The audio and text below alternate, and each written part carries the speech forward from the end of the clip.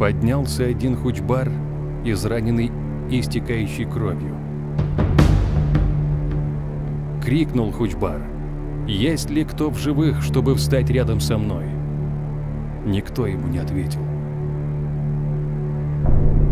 «Есть ли кто в живых, чтобы сразиться со мной?» И снова молчали мертвые.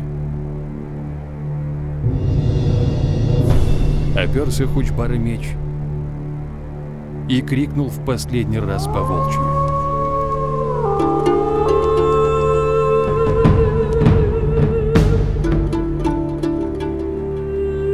умер Хучбар. А тело его стояло, и руки его были